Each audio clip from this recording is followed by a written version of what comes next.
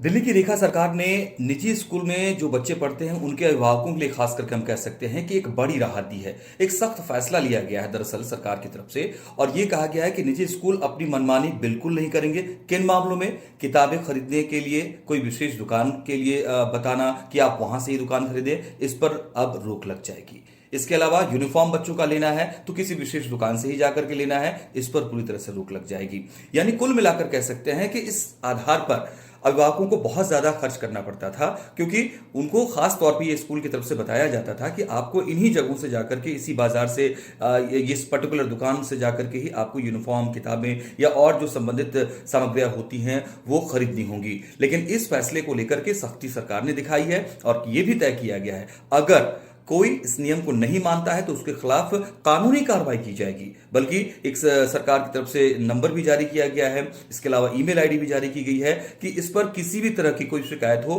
तो कोई भी अभिभावक दर्ज करा सकता है।